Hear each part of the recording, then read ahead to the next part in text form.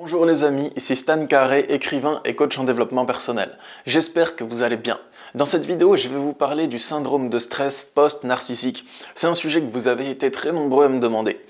Donc je vais faire une première vidéo où je vais vous décrire le syndrome de stress post-narcissique, c'est celle-ci, et je ferai une prochaine vidéo dans laquelle je vous donnerai des conseils pour en sortir plus rapidement. Le syndrome de stress post-narcissique, c'est donc un syndrome de stress post-traumatique, donc une émotion de souffrance, un stress qui se produit après une situation qui vous a traumatisé. Donc ça, c'est juste la définition. Mais je vais vous donner ces différents symptômes. On l'appelle syndrome de stress post-narcissique parce qu'il se produit après une relation avec un pervers narcissique, que ce soit votre ex, votre parent, un ancien ami, quelqu'un avec qui vous travaillez, peu importe, que ce soit un homme ou une femme, dans tous les cas, vous pouvez ressentir un syndrome de stress post-narcissique. Ce syndrome sera plus ou moins intense en fonction de l'intensité du traumatisme vécu. Donc je vais vous le présenter et peut-être vous reconnaîtrez-vous dedans, ça vous permettra de comprendre ce qui vous arrive, de trouver ça normal, d'arrêter de croire que vous avez un problème, d'éprouver ce que vous éprouvez et d'avancer les amis. C'est parti, on y va.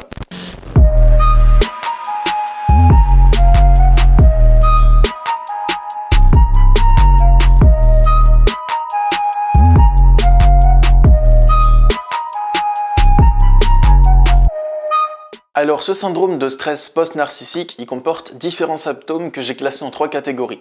La première catégorie, c'est des souvenirs intrusifs et persistants. Donc ils peuvent être de 4 types.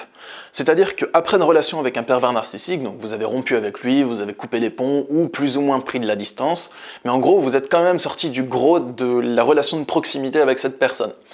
À ce moment-là, vous vous retrouvez seul face à vous-même ou face à votre cadre de vie habituel et il peut y avoir des pensées ou des souvenirs intrusifs. Donc il y en a de 4 types.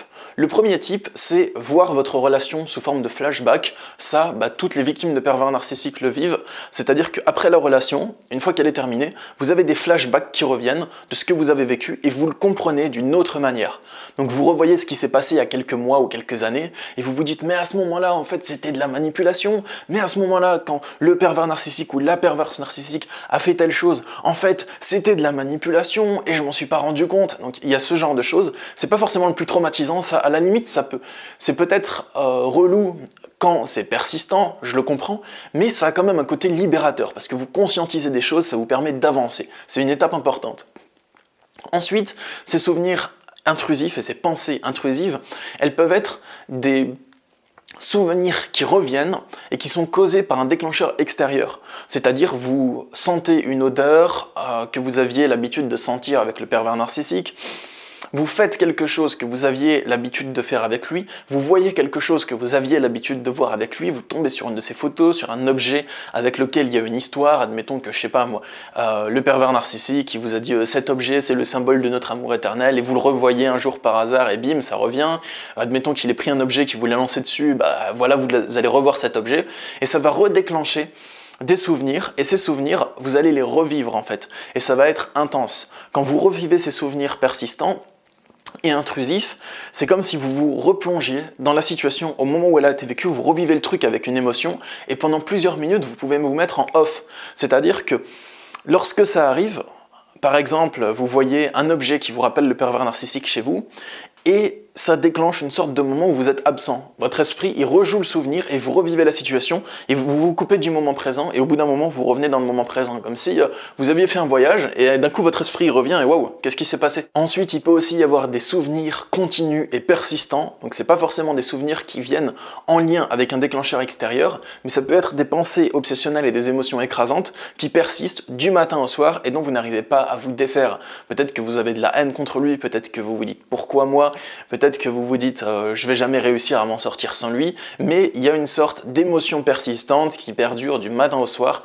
Et la 4e manière dont les souvenirs persistants peuvent jaillir, c'est sous forme de cauchemar. Donc vous pouvez avoir des nuits traumatisantes. Il y a 2 types de cauchemars. Le premier, c'est les cauchemars dont vous vous souvenez. Donc, admettons que vous aviez un ex-mari pervers narcissique très violent, vous pouvez revivre des scènes de violence dans vos cauchemars. Le deuxième type de cauchemar, c'est le cauchemar informe dont vous ne vous souvenez pas. Donc, quand vous faites ce type de cauchemar, vous dormez, Vous faites des cauchemars terribles, ils n'ont pas forcément de lien direct avec la situation du pervers narcissique, mais si on creuse, on peut percevoir qu'il y a quand même un lien et qu'ils sont quand même pas là pour rien, qu'il y a un lien avec ça. Vous pouvez donc revoir le visage du pervers narcissique en colère, faire ses grimaces de colère, vous pouvez le voir vous crier dessus, revoir toutes les injustices qu'il vous a faites, toutes les méchancetés qu'il vous a faites, et ça peut revenir. Le deuxième type de symptômes, la deuxième catégorie de symptômes que vous pouvez avoir, donc après les souvenirs intrusifs et persistants, il y a le fait que vous doutiez de votre bonne santé mentale. Donc vous vous demandez, est-ce que c'était vraiment un pervers narcissique? Est-ce que j'ai raison de trouver que c'était une personne toxique? Est-ce que j'ai eu raison de réagir comme ça? Peut-être que le pervers narcissique a raison et que je suis trop dans l'émotionnel. À ce moment-là, vous croyez que vous ne devriez pas ressentir ce que vous ressentez actuellement. Et ça vous détruit de l'intérieur. Aussi, vous doutez de ce que vous êtes, vous doutez de qui vous êtes réellement et de ce que vous voulez vraiment dans la vie. Vous vous dites, mais je sais pas qui je suis, je sais pas ce que je veux vraiment, j'aimerais bien faire ça, mais peut-être que c'est pas vraiment ce que je veux, donc il y a beaucoup de doutes et une difficulté à prendre une décision ou à prendre un engagement. Et vous remettez aussi en doute vos perceptions. Donc si vous remarquez que quelqu'un est manipulateur, vous vous dites « ouais, mais peut-être que c'est moi qui me fais des films ». Si vous remarquez que quelqu'un est mal intentionné, vous vous dites « peut-être que c'est moi qui me fais des films ». Et en général, chez les personnes qui doutent de leur santé mentale, vous vous dites « peut-être que c'est moi qui suis fou, peut-être que j'ai tout inventé, peut-être que en fait c'était pas un pervers narcissique », parce que l'histoire elle est tellement dingue que vous avez vécue que même vous avez du mal à y croire. Et en plus, le pervers narcissique, il y a contribué, parce qu'il vous a dit tu te trompes à chaque fois, enfin à chaque fois que vous disiez quelque chose, il vous disait que c'était faux et il vous retournait le cerveau pour que vous croyiez l'inverse. Donc c'est tout à fait normal les amis que vous en veniez à ressentir ça. Bon, ça peut partir bien entendu et vous pouvez le dépasser, mais c'est pas grave si vous le ressentez, c'est pas mal, c'est normal avec ce que vous avez vécu. Mais vous pouvez le dépasser et arrêter de souffrir. C'est pas parce que c'est normal que ça va tout le temps rester là, vous voyez. La plupart des personnes qui vivent ça, je pense que leur principal trouble mental, c'est qu'elles croient qu'elles ont un trouble mental alors qu'elles n'en ont pas. Vous voyez ?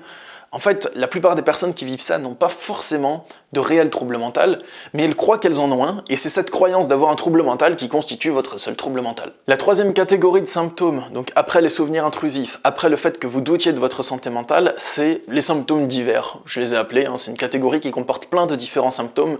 Donc un des symptômes, c'est la phobie sociale, donc la peur de sortir, la peur des gens, la peur d'être dans un lieu où il y a plein de monde, la peur de vous rendre d'un lieu à l'autre, la peur que les personnes que vous croisez soient des pervers narcissiques, la peur que les prochaines personnes que vous rencontrez soient des pervers narcissiques et vous veulent du mal. Il peut y avoir de l'addiction, de la toxicomanie, il peut y avoir des pensées intrusives et obsessionnelles, il peut aussi y avoir une dépression et tous les symptômes de la dépression, plus d'énergie, plus de motivation, pensées négatives persistantes et incapacité d'être en joie, troubles alimentaires, enfin voilà tous les symptômes de la dépression que vous connaissez, ou sinon allez regarder des vidéos sur ma chaîne, j'en ai fait pas mal sur la dépression.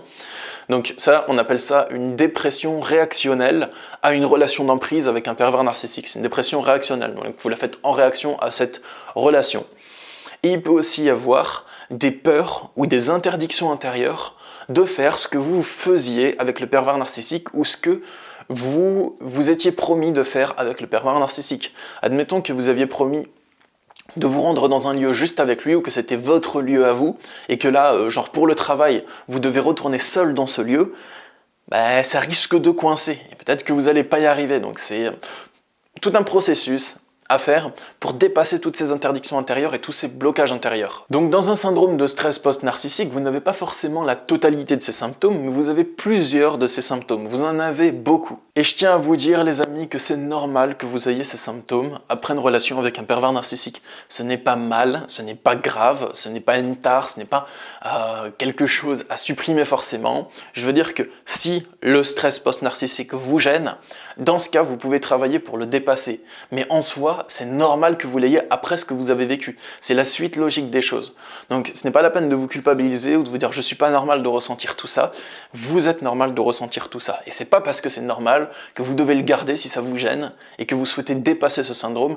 C'est possible. Donc dites-moi en commentaire si vous souhaitez voir une prochaine vidéo sur comment dépasser le syndrome de stress post-narcissique. Si vous êtes plusieurs à me le demander, je la ferai, ça c'est sûr. En attendant, si vous souhaitez retrouver d'autres conseils, d'autres explications et d'autres stratégies pour dépasser une relation d'emprise, vous pouvez retrouver tout ça dans mon livre Pervers narcissique, l'identifier, le fuir, se reconstruire, qui est disponible dans toutes vos librairies, sur Amazon, dans les Fnac, sur mon site internet. Il y a d'ailleurs le lien Amazon dans la description si vous souhaitez y jeter un œil.